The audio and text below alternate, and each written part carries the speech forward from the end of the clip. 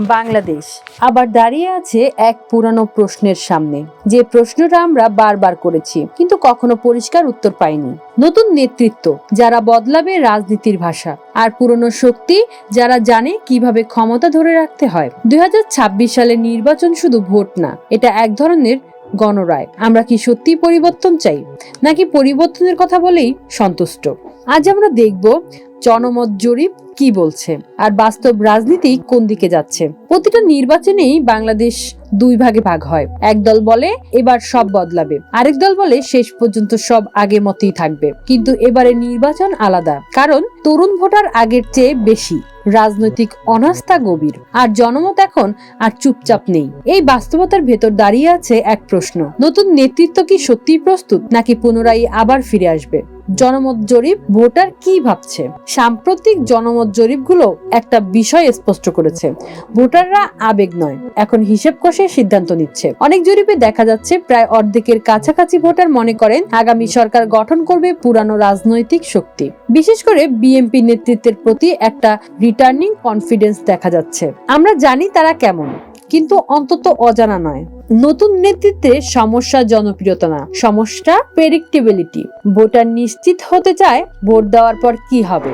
নতুন নেতৃত্ব স্বপ্ন বেশি, শক্তি কম। তরুণ প্রজন্ম রাজনীতি নিয়ে আগের মতো উদাসীন না, তারা প্রশ্ন করছে, তারা সমালোচনা করছে, তারা পরিবর্তন চায়। নতুন রাজনৈতিক শক্তি, নাগরিক প্ল্যাটফর্ম, ছাত্র আন্দোলন থেকে উঠে আসা মুখ, সবাই একটা কথাই বলছে, পুরনো রাজনীতি ব্যর্থ।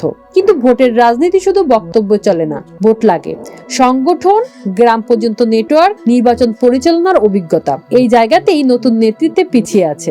ফলে আমরা যা দেখছি, তরুণ ভোটারদের বড় একটা অংশ এখনো আনডিসাইডেড। তাদের মন বলে নতুনকে সুযোগ দাও, কিন্তু বাস্তবতা বলে ঝুঁকি নিও না। এই দ্বন্দ্বই নতুন নেতৃত্বের সবচেয়ে বড় বাধা। পুরানো বিতর্ক কেন মরতে চায় না?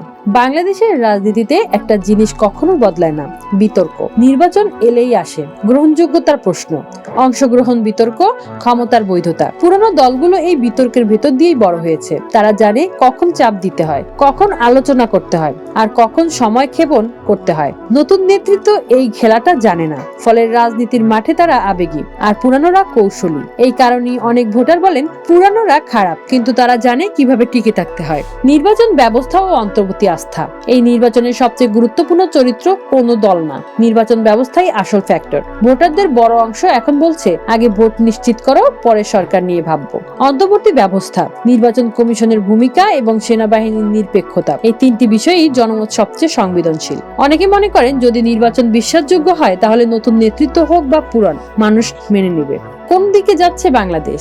সব তথ্য, জরিপ আর বাস্তবতা একসাথে করলে যে চিত্রটা উঠে আসে, নতুন নেতৃত্ব এখনো প্রস্তুতির পথে, পুরানো শক্তি এখনো দৌড়ে এগিয়ে, কিন্তু ভোটার ক্লান্ত, ভোটার সন্দিহান, ভোটার আর অন্ধবিশ্বাস করে না। 2026 নির্বাচন তাই শুধু ক্ষমতার লড়াই নয়, এটা হবে আস্থার পরীক্ষা। যে দল ভোটারকে বিশ্বাস দিতে পারবে, জিতবে তারাই। বাংলাদেশ আজ পরিবর্তনের কথা বলে, কিন্তু পরিবর্তনের দায়িত্ব নিতে ভয় পায়। নতুন নেতৃত্ব আসুক বা পুরানো ফিরে আসুক, 2026 সাল ঠিক করে দেবে বাংলাদেশ ভবিষ্যতের দিকে যাবে নাকি অতীতের দিকেই তাকিয়ে থাকবে। রায় দেবে জনগণ, রায় হবে ব্যালটে। ধন্যবাদ।